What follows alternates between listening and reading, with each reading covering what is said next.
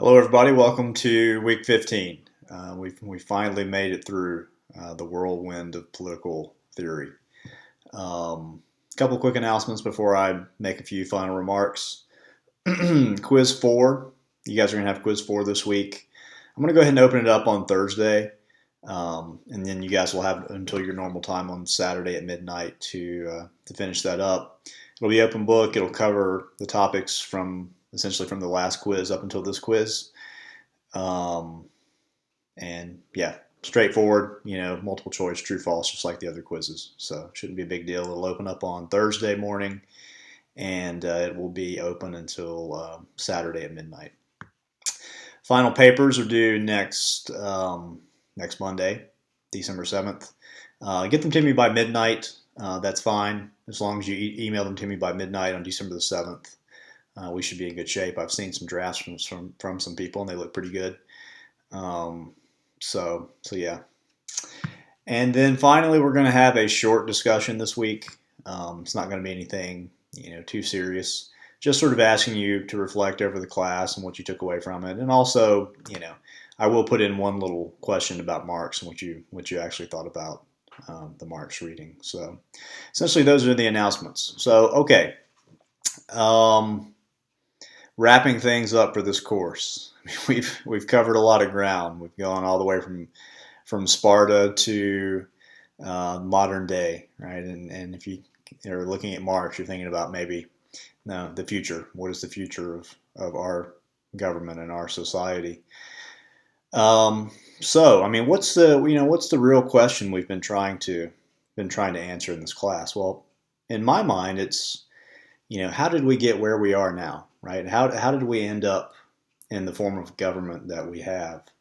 And does that government make a lot of sense? And we've sort of been tracing the trajectory of our government from the very beginning of our readings. Starting with Lycurgus all the way back in Sparta, and sort of instituting the rule of law, and he had sort of democratic processes that he was putting into place. And you have all these different theories throughout, we looked at the ancients, right? So the ancients, you've got Lycurgus, you've got Plato, Socrates, Aristotle, these guys all trying to answer, a lot of the same questions that we're trying to answer today, right? And they had very different answers than what some of the more modern thinkers actually thought. But yet we also see some of the same themes arising. So this notion of what is justice, right? Is justice really just the more powerful taking what they want? Well, that's what Thrasymachus said in the Republic, and Socrates had an opposing viewpoint, right? According to Socrates, justice was what was just for the person who was receiving the service, or the citizens, or the people, right? So it's not, when Nietzsche brings up, sort of the will to power and the genealogy of morality and talking about the slave versus master morality, it's not a new concept. That's something that we can find in the ancient writings. And then we have Aristotle, who talks about, what is the ultimate end of human life and how can we create the best form of government to promote that. So for Aristotle, remember that the thing that we should strive for as human beings was happiness, right? Happiness, more aptly defined perhaps as human flourishing, or using all the things that make us uniquely human to live the best full life that we can live based on our rational thinkings and the virtues of being human beings. And Aristotle goes on to ask, well, what's the best form of government to do that? And we saw that he said, well, it depends, right? It depends upon your society. There is no one best form of government. In some cases, depending upon the way the society is made up, maybe it's a monarchy, a kingly rule, he called it.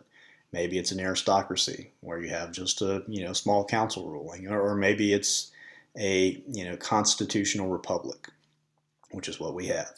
And that ultimately, too, that's what Aristotle ultimately decides on, because he thought that it had the least chance of actually devolving into one of these perversions, right? So for kingly rule, you have tyranny, and for aristocracy, you have oligarchy, and for a republic, you have a democracy, right?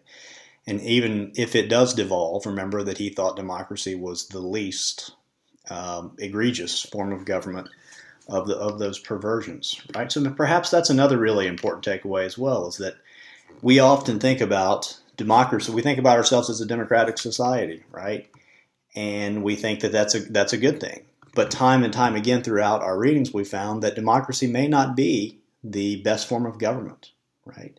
Because you fall into these traps where you have the tyranny of the majority, and you have the factions raise up. And as they were talking, Hamilton was talking about, or Madison and Hamilton were talking about in the Federalist Papers, if you're in a pure democracy, you have no remedy for that particular problem of factions and the tyranny of the majority, which was why they were proposing a republic. And then we read a bit about Machiavelli. Right, and Machiavelli is kind of the bridge between sort of the ancient and the modern worlds in political thought, right? And he is very focused on not so much about theorizing about the way that things should be, which he thought Aristotle was very guilty of, and he was sort of living in this idealized world. Machiavelli was saying, look, this is the way things are, right? Sometimes in politics you're not virtuous. You have to be ruthless, right? And you have to do what it takes to stay in power, right? And he sets out those rules in some of the selections we read from The Prince.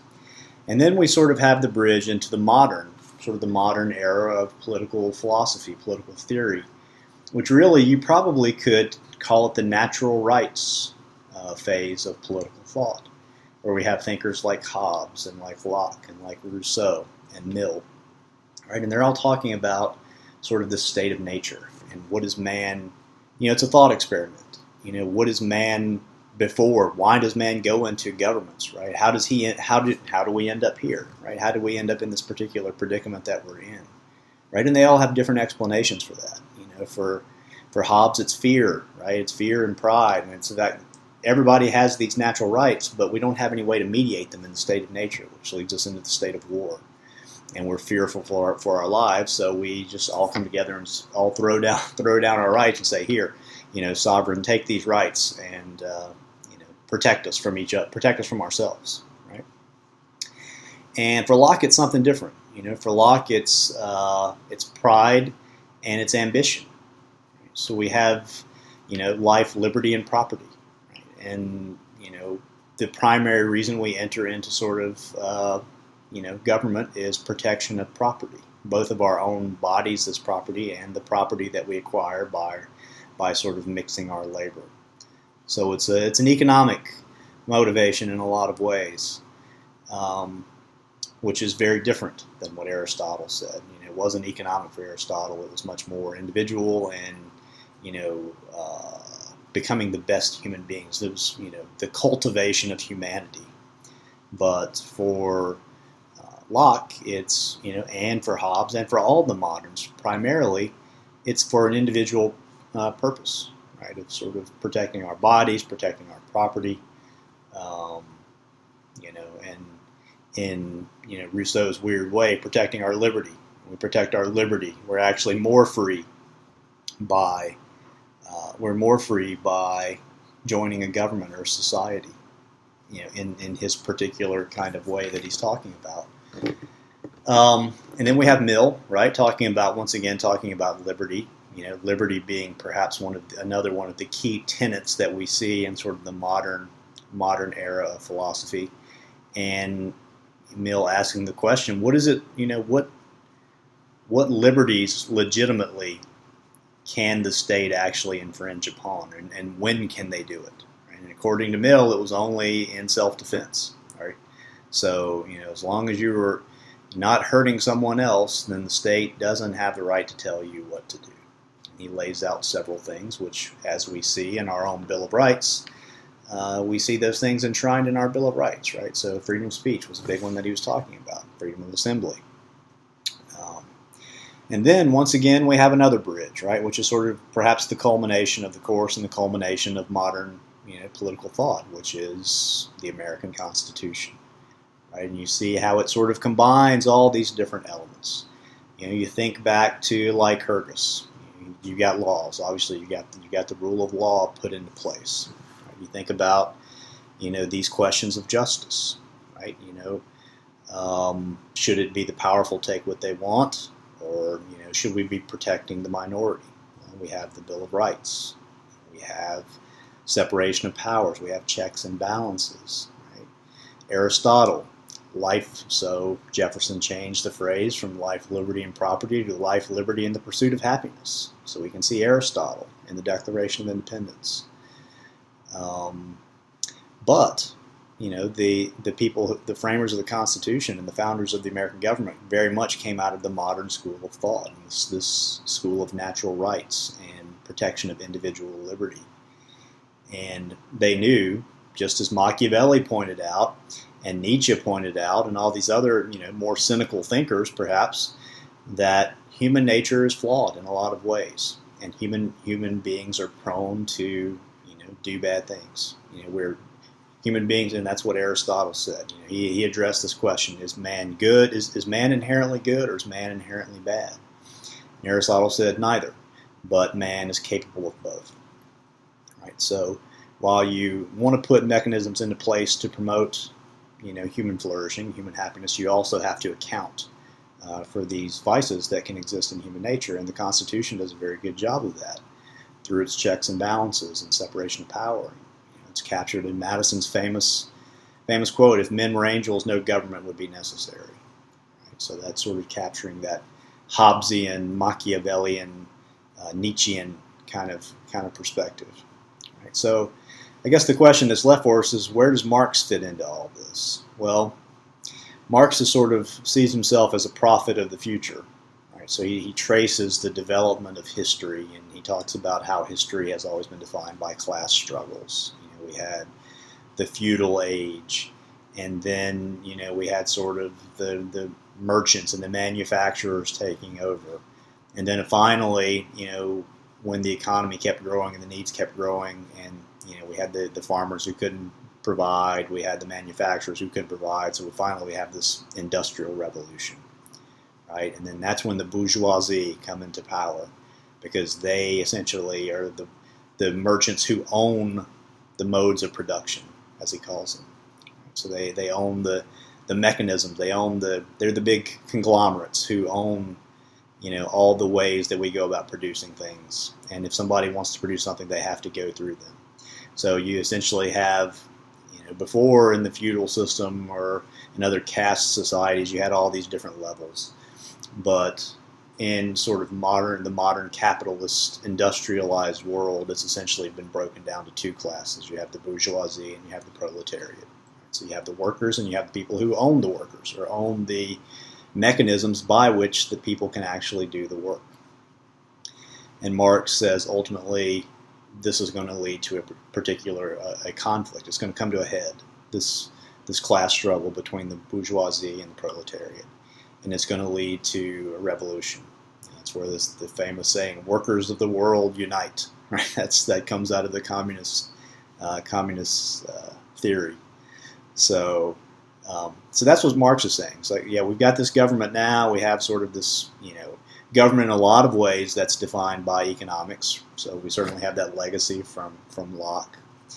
But according to Marx, it's this society, this government that's based on this sort of economic model of acquiring what we can for ourselves as individuals, is going to lead to this irreconcilable conflict, and that's going to lead to this revolution. And the proletariat are going, and he also says, and this is an important point for us as thinking about it from a political theory perspective, government can't fix this problem. This is not a problem that can be fixed by government, precisely because the government is owned by the people, by the bourgeoisie. So they have no motivation to fix the problem. So the only way the problem can be fixed is by revolution. And the proletariat are supposed to rise up and overthrow, the government. And Marx makes the point that in the past, when there's been a revolution, the people who have won the revolution have just reallocated property among themselves or whatever, and it's just sort of the system perpetuates itself. But that's not what Marx says is going to happen in this case. He says in this case, all private property is going to be destroyed, right? And everything, there's going to be this commonwealth, and everybody shares everything. which ironically, if you look back to our first reading of Lycurgus, was precisely the model that he had put into place. Right? So perhaps the end of our journey will be to end up where we started in Sparta. So I don't know, for you 300 fans out there, maybe you find that encouraging. But anyway, that's sort of the trajectory of the course. I hope you guys have enjoyed it. I hope you've gotten something out of it. I've enjoyed our discussions. I thought they've been very fruitful. And remember that the quiz will be open on Thursday, papers due next Monday, and there will be a short discussion question this week. So please do those things, and hope you guys have a great semester, rest of your semester, great college career.